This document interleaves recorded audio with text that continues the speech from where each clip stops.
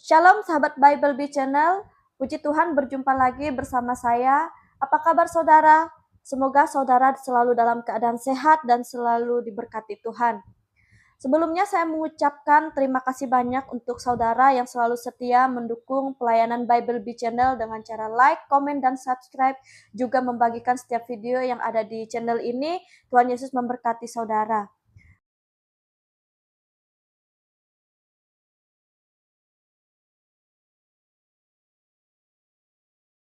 Klarifikasi, saya sangat percaya sama anak saya bahwa dia hamil itu karena dia ngimpi, karena dia bermimpi dapat amanah dari Allah. Jadi tolong jangan hujat anak saya, karena anak saya ini hamil itu karena Gusti Allah. Saya percaya itu dia tuh anak baik-baik dari lahir sampai sekarang. Dia nggak pernah yang namanya bantah orang tua, apalagi membohongi masalah ini. Tidak, saya percaya sama anak saya.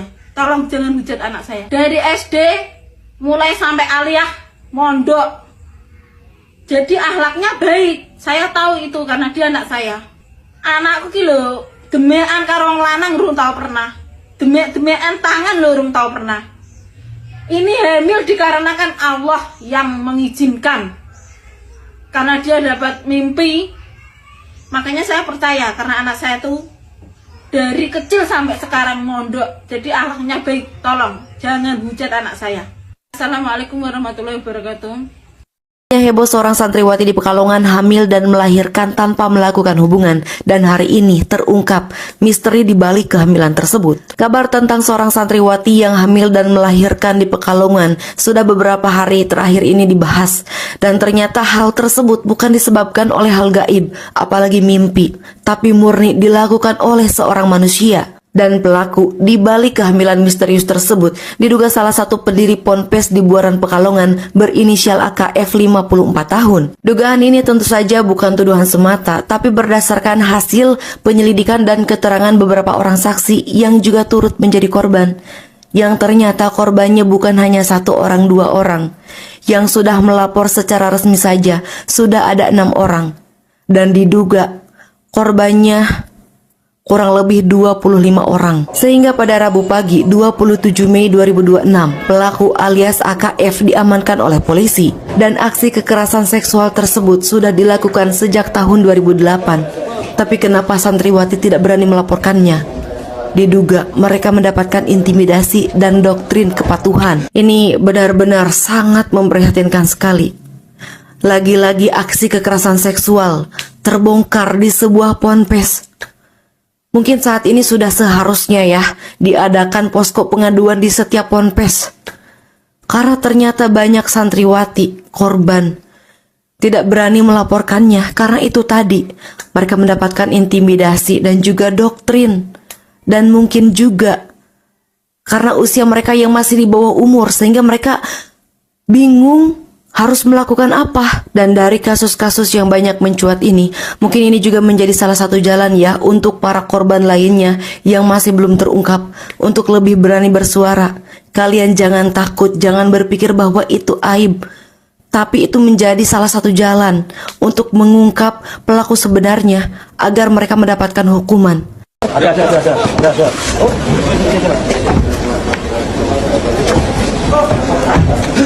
Jangan orang. Masuk. Bismillah. Ada lagi kejadian yang di Pekalongan. Jadi santri ini hamil, katanya mujizat lewat mimpi hamil. Dan orang percaya, bahkan orang tuanya mengatakan takdir, kata dia kan, takdir. Nah, saya nggak yakin saya. Ini pasti kiainya. Jangan bilang dukun-dukun lagi, ya dukunnya di sasaran. Jadi setiap salah udah kalian mengatakan itu bukan kiai. Padahal yang melakukannya itu ya para kiai, yang ya oknum lah ya, oknum. Jadi kecurigaan saya dari awal munculnya itu yakin saya ini pasti ustadznya atau kiainya yang melakukannya. Ya. Tapi anehnya orang tuanya mengatakan ini adalah takdir. Ya takdir Allah. Bahkan kiai-kiai melakukan pencabulan itu kan setelah adanya izin dari Allah, kehendak dari Allah, kan irodahnya Allah, tapi irodah yang tidak diikuti dengan keridoan, tidak diikuti dengan keridoan Allah yang dilakukan itu. Apa-apa saja yang dilakukan di dunia itu atas kehendak Allah. Ya, Allah memberikan petunjuk kepada Allah yang dikehendakinya dan menyesatkan kepada siapa yang dikehendakinya. Ya betul, takdir gitu kan. Ya wallahu alam. Dikarenakan Allah yang mengizinkan. Assalamualaikum warahmatullahi wabarakatuh. Saya di sini mau klarifikasi. Saya sangat percaya sama anak saya bahwa dia hamil itu karena dia ngimpi, karena dia bermimpi dapat amanah dari Allah. Jadi tolong jangan hujat anak saya, karena anak saya ini hamil itu karena Gusti Allah.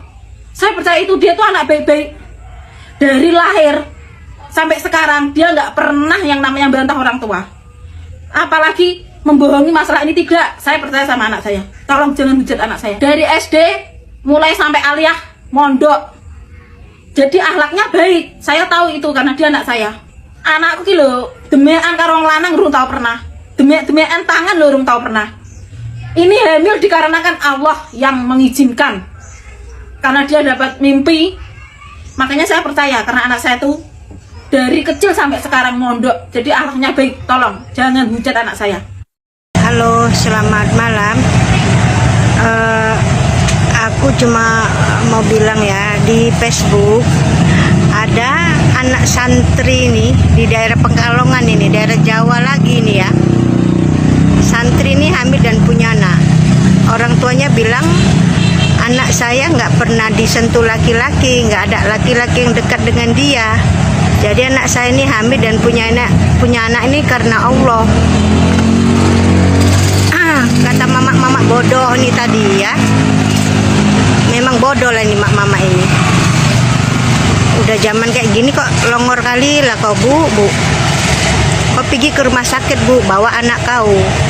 Dokter itu tahu anak kau pernah main nama enggak, anak kau perawan nama enggak, bodoh. Utakmu ikut dinggo, bodoh, tolol. Ini kenapa diredam ya? Ini barangkali kalau yang menghamili, karena dia ini anaknya santri ya. Santri itu berarti di pesantren. Kalau yang menghamil ini berarti kalau nggak gurunya, kiainya, atau aparat setempat, atau polisi, atau aparat desa, atau orang tuanya. Makanya diredam. Saking rendahnya moral orang Indonesia ya. Memang nggak ada rasa malu lah kalian ya. Jadi ini jangan diredam. Kita bukan buka aib. Kita mau perbaiki sistem moral-moral yang rendah ini, ya. Ini mengenai santri.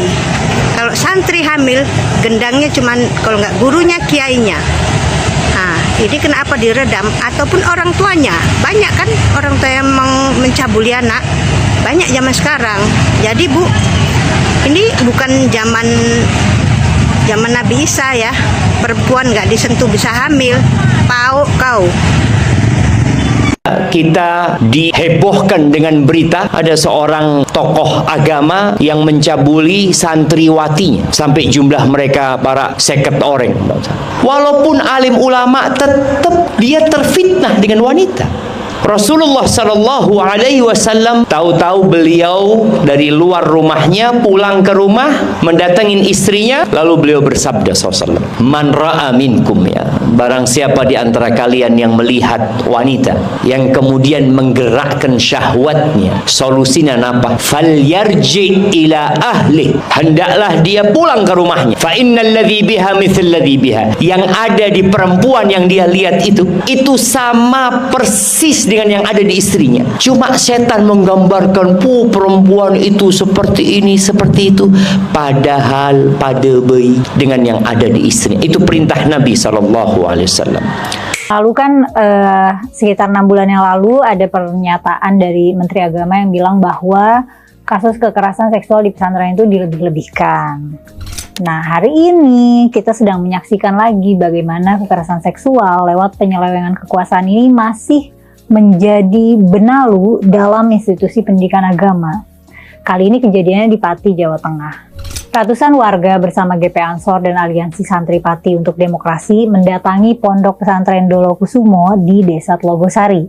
Mereka menggelar aksi besar-besaran, membentangkan spanduk kecaman dan menuntut agar pengasuh Ponpes yang dikenal dikenal dengan panggilan Kiai Ashari atau kadang media bilangnya inisial AS, yang sudah ditetapkan sebagai tersangka itu agar segera ditahan. Bayangin ya, sejak kasus ini mulai dilaporkan pada tahun 2024, dari yang awalnya korban itu terkuak ada beberapa korban, kini jumlah korban yang diperkirakan mencapai 30-50 orang, walaupun belum semuanya resmi melaporkan ke kepolisian. Bahkan dalam aksi demo ada seorang mantan santri yang menceritakan bagaimana dia pernah menjadi korban kekerasan seksual ketika dulu masih menjadi santri. Dari selama 9 tahun.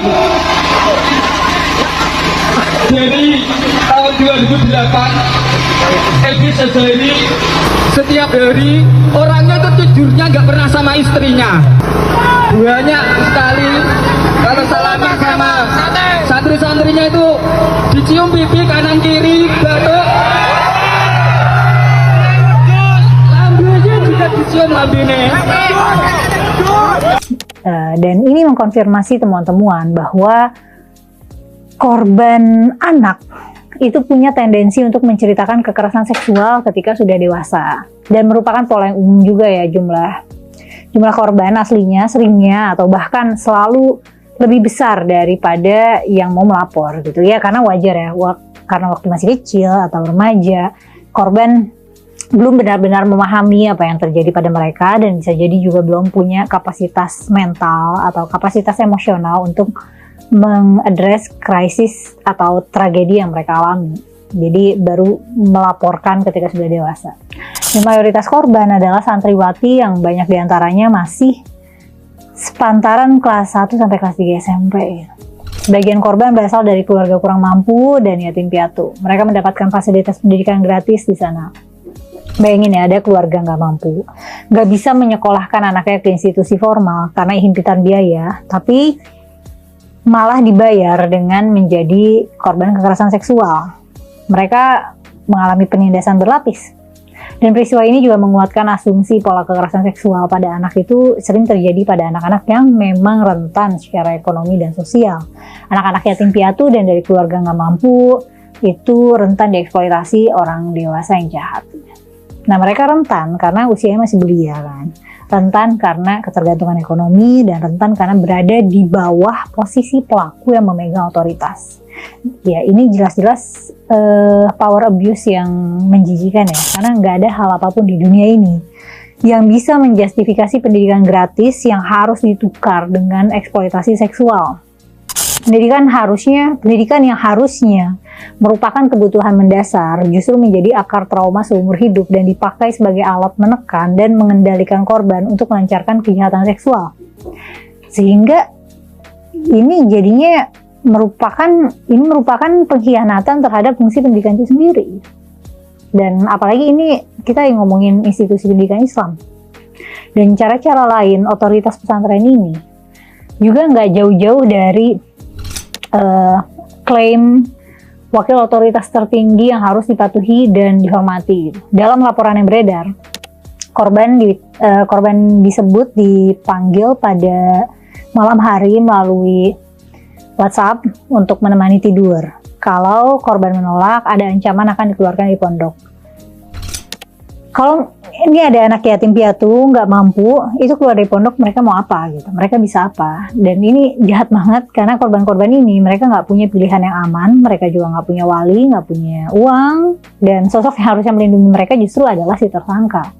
Dan tersangka juga menggunakan modus klaim religius seperti misalnya ngaku-ngaku wali nabi, ngaku-ngaku bisa baca masa depan, dan jika menolak ya korban mungkin bisa merasa durhaka gitu, merasa tidak taat gitu, atau merasa melawan agamanya sendiri. Dan peristiwa ini menunjukkan bahwa tidak semua institusi pendidikan, bahkan institusi pendidikan agama itu punya cara yang tepat dalam menyaring, dalam membentuk otoritas mana yang pantas mewakili tolak ukur moral dan integritas yang mewakili institusi tersebut. Ketika jabatan agama diberikan tanpa akuntabilitas, tanpa pengawasan, tanpa sistem perlindungan anak, ya jadinya ruang pendidikan itu justru jadi ruang aman buat predator. Kalau kita melihat temuan tentang child sexual abuse di Indonesia, berbagai studi memang menunjukkan bahwa kekerasan seksual terhadap anak itu sering atau konsisten jadi fenomena tersembunyi dan berulang. Salah satu yang bisa jadi penyebab adalah budaya tabu atau stigma soal seks yang bikin korban atau keluarga korban itu memilih diam karena malu. Mereka nggak menuntut, mereka nggak melaporkan karena malu. Dan penelitian juga mencatat bahwa banyak korban yang baru mau cerita setelah mereka dewasa, atau bahkan banyak dari korban kekerasan seksual tuh nggak bicara sama sekali dan nggak akan bicara sama sekali. Dan yang kita lihat bisa jadi itu bongkahan gunung esnya gitu. Bisa jadi masih ada banyak pesantren-pesantren lain yang kejadiannya kayak pesantren di Pati ini gitu. Masalahnya kita nggak tahu gitu, karena pesantren itu institusi yang tertutup gitu, yang terisolir. Riset yang ada itu juga menunjukkan bahwa kemiskinan dan kerentanan ekonomi itu bisa meningkatkan risiko anak mengalami kekerasan seksual. Nah, ini kan jelas kelihatan di kasus pondok pesantren Pati ya. Anak-anak dari keluarga miskin dengan akses pendidikan yang terbatas dan bergantung pada lembaga itu jadi rentan dieksploitasi karena bargaining power yang lebih lemah. Coba kalau misalnya mereka punya orang tua yang punya duit, pasti orang tua udah kayak pakai lawyer yang mahal gitu untuk menuntut hukuman seberat-beratnya ke kiai itu gitu. Nah terus ya tersangka mikirnya ya ini anak-anak emang mau ngadu siapa gitu. Ya itu jahatnya begitu. Dan menariknya kasus Pati ini juga terasa berbeda karena warga-warganya itu bersama-sama berani mendobrak tabu dan stigma yang mengelilingi kejahatan seksual. Segenap warga dan kelompok ormas agama itu nggak ikut diam. Mereka melakukan aksi demo, mereka mendesak aparat, mereka menuntut akuntabilitas nyata dari pemerintah maupun pihak pesantren. Ya artinya bisa aja kita memecah impunitas pelaku kekerasan seksual di pesantren. Kita bisa loh nggak ngelindungin Pak Kiai gitu. Kita bisa menempatkan posisi tegas untuk tidak memberikan perlindungan bagi pelaku sama sekali. Masalah utamanya mungkin bukan kesulitan menemukan pelakunya ya, tapi yang sering terjadi itu lingkungan itu memilih untuk melindungi pelaku ketika pelakunya itu tokoh agama gitu, atau mereka memilih untuk membela nama institusi. Itu yang sering terjadi gitu. Dan kita mungkin tahu ya bahwa Pati punya rekam jejak yang berani menekan kekuasaan. Tahun lalu warga Pati sempat melakukan gelombang protes besar menuntut bupatinya supaya lengser karena kenaikan PBB yang gak masuk akal. Mungkin ini juga bisa jadi sinyal bagi para warga di tempat-tempat lain untuk punya keberanian untuk mendesak supaya pihak berwenang itu gak lambat menangani kasus yang darurat seperti kasus kekerasan seksual ini. Dan tekanan publik yang kayak gini yang mungkin juga yang pada akhirnya mendorong sikap Kementerian Agama untuk bergerak. Kemenak memutuskan menutup sementara penerimaan santri baru pesantren ini selama proses hukum berlangsung, dan pesantren bisa dibuka lagi kalau seluruh persoalan ini sudah selesai dan ada kepastian standar soal sistem pengasuhan, perlindungan anak, dan tata kelola kelembagaan. Ya tanpa ini semua mungkin akan muncul pertanyaan, apakah lembaga ini masih aman buat anak-anak atau masih aman enggak gitu. Dan dari keterangan Kementerian Keagamaan, mereka juga merekomendasikan supaya tenaga pendidik atau pengasuh pondok yang jadi terduga itu diberhentikan. Pesantren juga diminta untuk menunjuk pengasuh baru yang punya kapasitas, yang punya integritas moral, dan kesiapan untuk menjalankan fungsi pendidikan serta pengasuhan dengan layak. Kalau nggak patuh, Kemenak lokal di Jawa Tengah itu mengusulkan supaya pondok pesantren ini dinonaktifkan tanda daftarnya.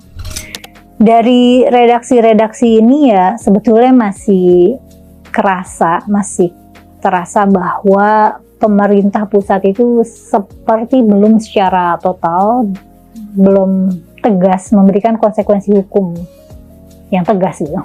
Bahasa yang dipakai itu masih berkisar pada meminta, mengusulkan, atau dapat mengusulkan. Jadi bukan hal-hal yang sifatnya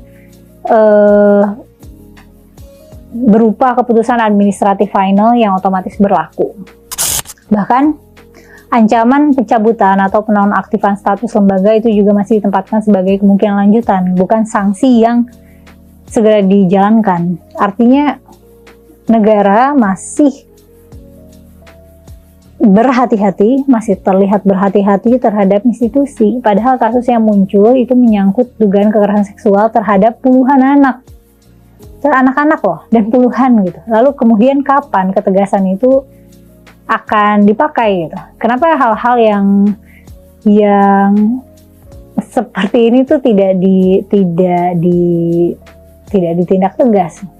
Karena ketika korban disebut mencapai puluhan orang dan mayoritas anak-anak berasal dari keluarga rentan dan dugaannya berlangsung bertahun-tahun, itu artinya yang kita hadapi adalah kegagalan perlindungan yang bersifat sistemik.